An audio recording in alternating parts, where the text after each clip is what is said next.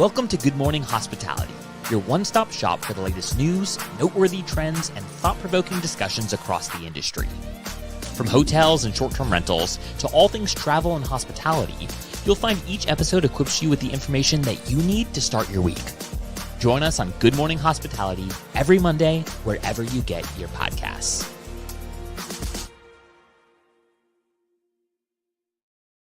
Good morning. Good morning. Happy Monday, you New Yorkers. I know Jamie and I are in the same city. Ships passing in the night because I'm leaving. He just got here. Literally just got here, recording from the Delta Lounge at JFK, if anyone's at the airport.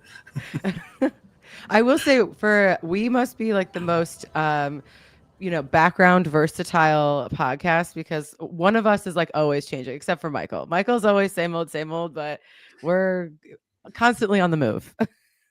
And I'm not even jealous about it. You know, in my younger years, I loved to be anywhere and everywhere, but I enjoy home now. Yeah. And the occasional trip. That's fair. Well, Jamie, what are you doing in New York? I'm here for Airbnb leadership team meetings. So we've got all of our execs flying into New York here for the week. So we're going out for jazz tonight as a team bonding exercise. And Love that. Team bonding, jazz. Where's Jeff Lulon when we need him? There will be no tattoos tonight. Oh, that's what you say now, Jamie. We'll see what happens tomorrow. GMH on the arm. Yeah. It happens in New York, I guess. So, yeah, if anyone's in the city and wants to meet up for lunch or coffee, feel free to hit me up. Awesome. Beautiful. Well, we missed you last week. It was quite an intense news cycle, all circled around one big name, well, two big names in hospitality, Sonder and Marriott. If you didn't catch our episode last week, we were rapidly getting into the literally breaking news, and the story continued to evolve. But long story short, Sonder did end up in bankruptcy, filing Chapter 7 after some crazy, hectic timelines. Jamie, do you want to go through the timelines, or do you want to weigh in on some of your thoughts first? And did listen to the show. I was driving back to Atlanta from North Carolina. It was crazy to see sort of how everything seemed to collapse at the last minute. And now with the bankruptcy filings, it's clear that things really did sort of fall apart at the last minute. I think you guys even opined that you thought that some sort of last minute financing or purchase lender agreement must have sort of fallen through at the last minute. And then we saw that, right? So Sonder, it was clear that they were going to, and they didn't have enough cash to keep going. They looked to get in additional financing in September, and even tried to find a sale in October. They looked like they had a financing partner, and then they pulled out at the last minute on November 3rd.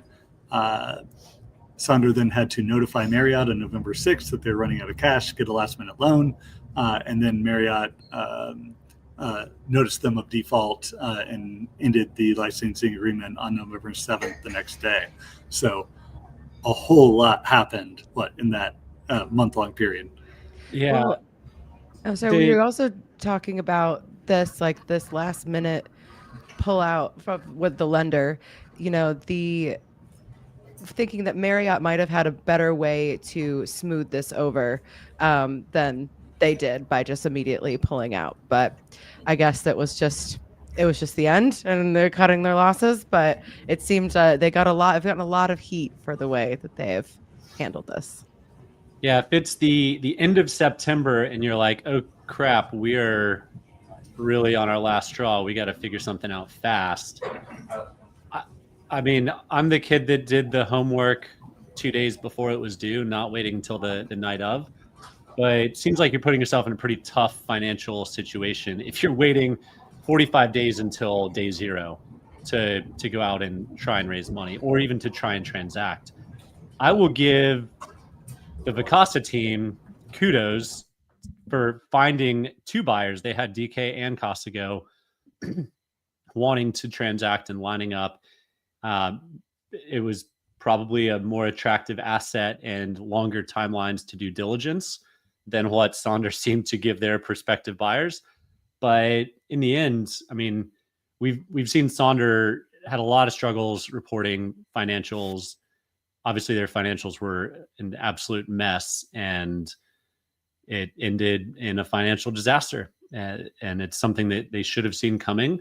I'm not sure they could have done anything about it one way or another, so I'm not going to like knock that aspect of it. But I feel like you had to have seen this coming. And again, kudos to the Vacasa team for getting through a transaction when the writing was on the wall.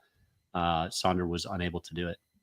Well, they did have a lender in their defense, like lined up, that pulled out kind of at the last minute. So I don't know. In this whole story, I just the last couple months when you are just throwing like anything at the wall to see what's going to happen. Like you also don't live in this world where you want like the end to be so close. And they probably thought that Marriott was just going to scoop them up. That's kind of been this whole partnership. So there might have been some, I don't know, optimism at play that was clouding their judgment.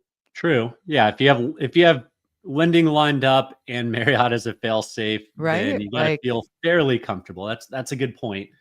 I can't imagine the amount of stress from November 2nd until November 7th that the team was under when the prospective lender pulled out and then everything crashed. That email or however they received that information, just brutal. That's yeah. And I'd be interested and from November 6th and November 7th, what was sort of putting Sonder into default the only option for Marriott? And were they sort of legally bound, or could they have sort of given it a week and found alternative accommodations for everyone that was in those Sonder properties? Like the abruptness of it all, I think, is what people just didn't expect from a brand like Marriott, of essentially giving people 12-hour notice to get out of their listings and find other accommodation. And if you booked through an OTA, like call that OTA because we can't really help you. Yeah, Marriott extended incremental financing on November 6th and then literally closed the doors on the 7th. So, incremental by 20 hours. That's a very quick turnaround. I mean, that was obviously just flushed money down the drain. That might have just been a panic. Here's some money. We'll figure this out tomorrow. And then just decided it's a lost cause at that point. But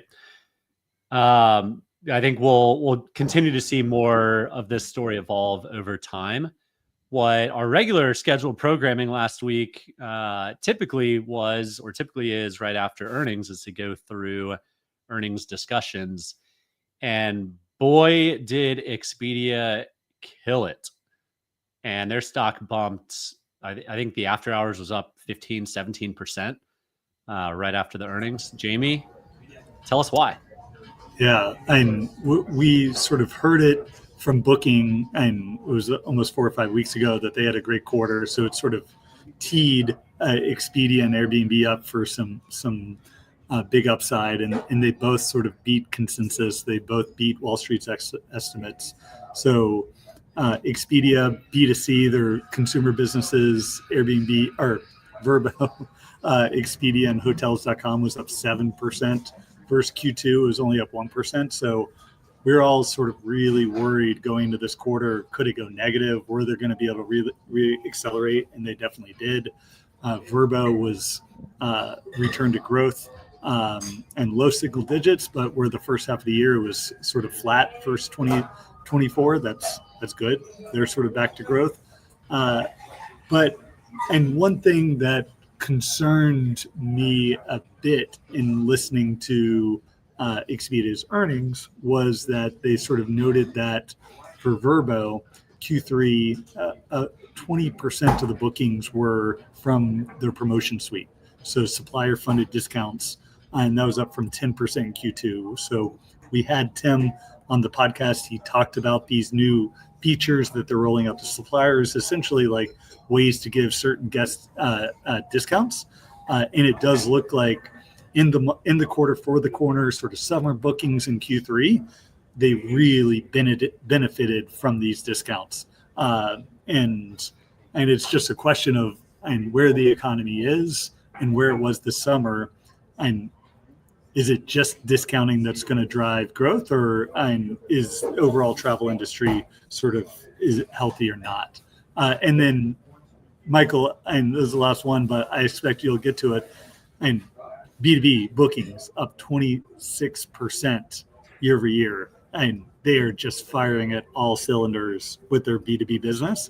And now in Q3, this is the first quarter that Vrbo was sort of part of this B2B system that they have. So offering Vrbo properties part of their B2B business, maybe this will be able to drive further growth for them in the future. Yeah, I have been a very open fan of the B2B side of Expedia, and I think it's only going to get better and better as we look at where AI is going to go. And my guess is the AI lords are going to want their hand out, and so the B2B program jumps right in. And then I still think there has to be something with the social media platforms, and there's no better partner than the Expedia B2B platform side. To go back to the consumer pricing, Jamie, could it just be that as consumers on digital purchases, we're used to seeing discounts? Like, I go into Amazon and it's like, here's my regular things that I need. I'm going to just wait until it's discounted and then I'll buy it, and wait till it's discounted and then I'll buy it. Could it just be consumer conditioning, or do you think it's actually because, whatever price is now actually 5%, 10% less? Or is it because consumer behavior, where we see a discount, we think we're getting a deal, we book it? And it could be, but from what I've heard about a lot of those Amazon businesses of like getting pushed to do all these discounts, and then like the profitability of these items, like it all gets sort of pushed down to the bottom, and your discounting sort of erodes your margin. So I'm interested to talk to property managers that are leveraging the discounts. Like, are they sort of just taking an artificially high price and lowering it, or are they actually eating into some of their margin by offering these discounts? And like, is it a trick or is it not? Yeah, I also think Q3 is an interesting quarter, because I think across the board, it's usually not a strong quarter in this industry. You don't have the summer rush, right? If these are bookings in the quarter for the quarter, so it could just be a good time for the operators to try to get some traction.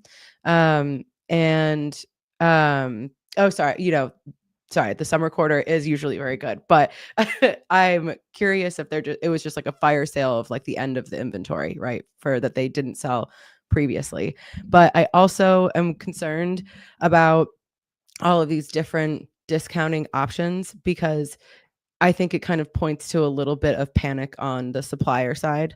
Like this is, if we're getting a lot of bookings from here, if people are just trying to get whatever they can get from the OTAs, you're still paying your percentages, and we'll get into Airbnb's kind of host fees later. But I don't think it's a great to have another tool. And I was really happy when we talked with Tim about this, but it just makes me nervous that it is doing so well, because that means that people are driving a lot of discounts. Yeah, but we've seen continuous compression for 2 years, Jamie, 3 years of nights booked. But Airbnb just stated in their Q3 earnings that they didn't tell us how much, but they saw a slight expanding of that booking window, which is great to hear. Jamie, I'm curious what the actual data is behind that. Is it going from 13.2 nights to 13.4 nights, or what that actually looks like? But I think people are going to panic if they're 10 days out and they want to fill nights, because heads in beds are better than empty rooms. Yeah, I'll say, and because we've talked about it before, the thing that this industry, vacation rentals, short-term rentals, needs to do better at is figuring out how to discount and how to get the premium price when you can. But then if you're not getting that price, and how and when to discount. And I think the OTA is offering these sort of promotional tools and how to roll them out, and they called out like a lot of the growth was from member only discounts for one key member. So if this is a very specific group of people that you're offering that to, and this could be an incremental driver of bookings, and especially now that Vrbo listings are showing up on Expedia. So I'm hopeful that this is all going to be incremental and not just eating into margins for property managers, but it's something to keep an eye on. And Michael, because you sort of transitioned us there on an Airbnb and they sort of called out the increasing lead times, this was a great quarter again for Airbnb. They accelerated nights booked up to 9% in the quarter versus 7% in Q2. It's important that we remember for nights booked, this is nights that were booked in Q3 for future reservations. So the other thing that Airbnb rolled out I think it was in May, was reserve now, pay later. And this was a key feature that Airbnb sort of called out in the US of what drove nights acceleration was people booking and well in advance, not having to pay. And those were nights that were sort of counted for this quarter. So they noted that North America nights booked was roughly 5% versus around 2% in Q2. And so there's this question, and some of the analysts sort of called it out, and are these bookings actually going to turn to stays, or are people just going to cancel them later? Yeah. Do the put order. So this could just be a pull forward of bookings that actually don't even and turn into bookings. Fortunately, it is, and most of these were sort of in the quarter for the quarter because in Q3 is such a big month for stays, and most of them did. Though the Airbnb did call out that cancellations were up slightly because of this new policy. So you're booking a couple listings, canceling the ones you don't want. But you can see that coming in, and if they have, depending on what the cancellation policies are, this could be a way to get around the cancellation policies. It's a good feature that has downstream effects like cancellation rates. So I'll be fascinated to see. Airbnb is all about conversions, but it's also conversion all the way down the stream to nights to staying, booked, right? And experiences apparently in their P&L. So nights booked and experiences. We'll get to that in a second. But yeah, I think it's in general where the whole market's going. Everyone is paying for everything later. And what's the U.S. economy debt up to in trillions, many trillions? So yeah, a scary number, a number that frankly doesn't sound real. So Terry White, the Expedia mobile deal is very effective.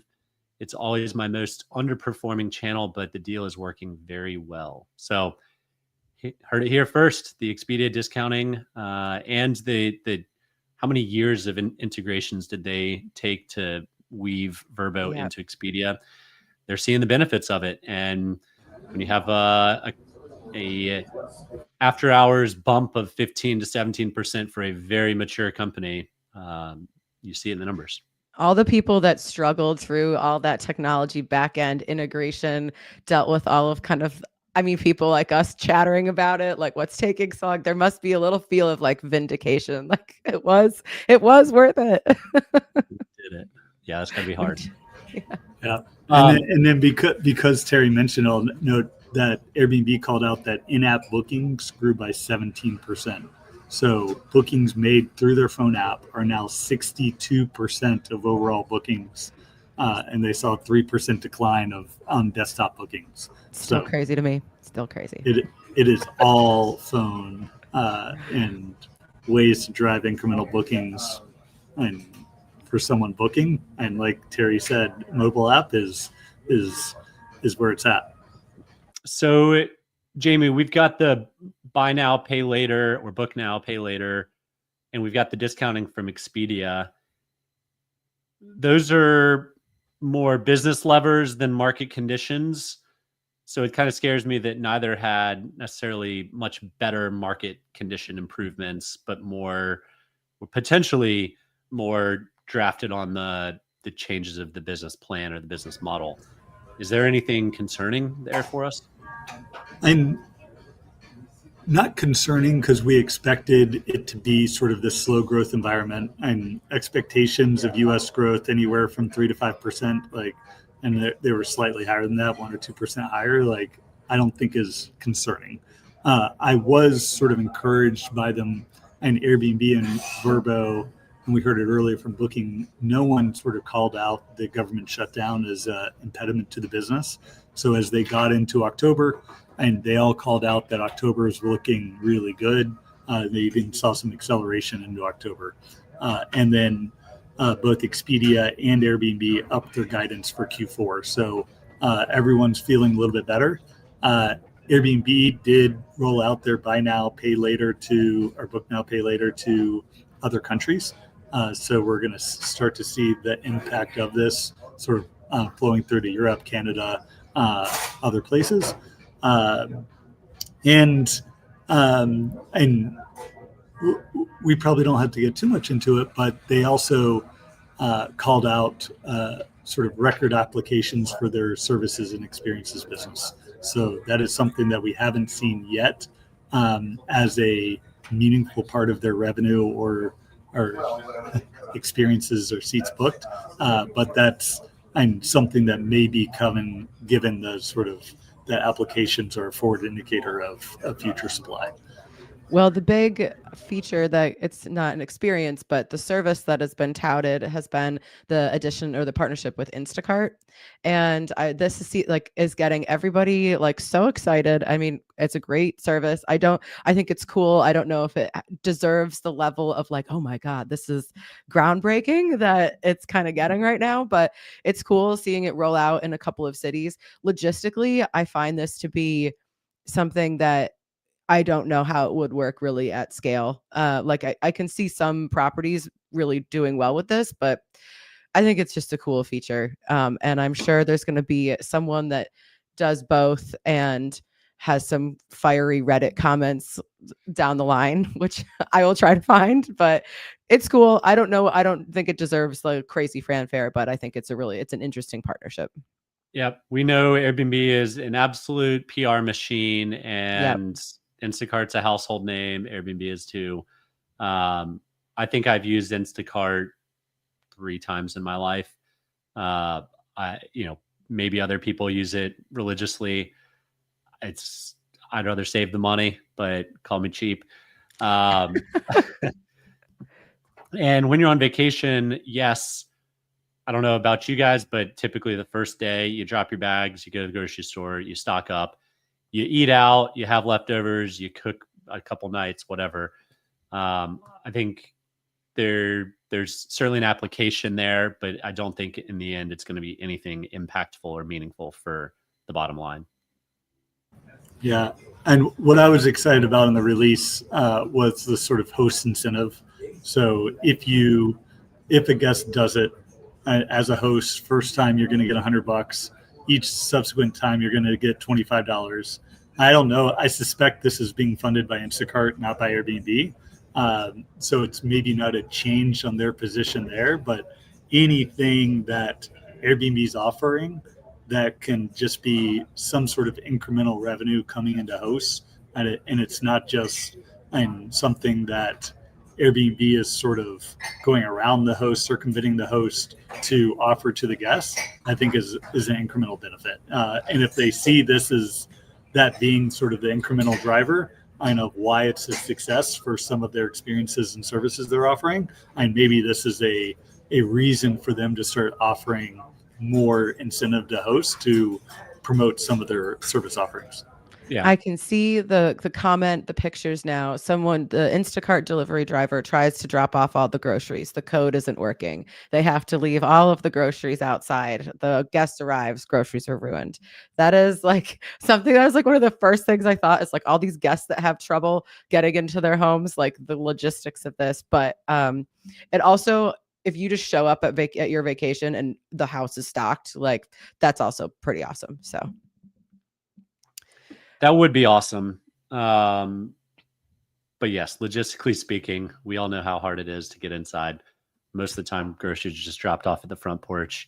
Your flight's 2 hours late. Now your frozen pizza's spoiled and your meats are eaten by the raccoons.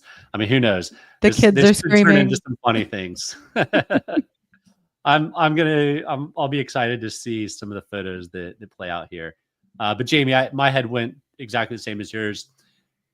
Instacart is almost certainly subsidizing it, but if the adoption there is higher than the adoption of services business, maybe they say, well, we should maybe cut in the hosts that all of our services are taking place in their property. So seems pretty logical in that case. I don't know who made the decision otherwise, but somebody over there at Airbnb said, we're not going to share any revenue of this. Not with the people that supply our product. No, why would we? And then sort of last topic maybe we can touch on is, and it was sort of buried in Airbnb's earnings call that they really talked about it, was the launch of hotels. So they're now piloting in 3 markets, LA, New York, and Madrid, that they will now have sort of dedicated listing sites for hotels. I've gotten rid of the host page on those listings. You can actually select your room type, whether it's a king room, a queen, a suite, and that this is going to be something they're really highlighting in supply constrained markets. So if you're going into New York, you select a 1 or 2 day stay, they're going to be bringing those hotel listings front and center for people to book and see what the incremental sort of bookings are. They sort of called out that the demand's already there. They're just now going to point supply to it. So we're expecting this. I think this is and we've all predicted it maybe once over the past 10 years, and it finally is officially launched. Yeah, I applaud the execution on this one, Airbnb. The listings look great. It's easy to understand why you launch in supply constrained markets where you're not eating up competition. What's gonna happen eventually is they just slowly and quietly add properties in competitive markets that aren't as supply constrained. But the PR and launching it the way they did, and then the execution from the design team, I think they did a really, really nice job on this one.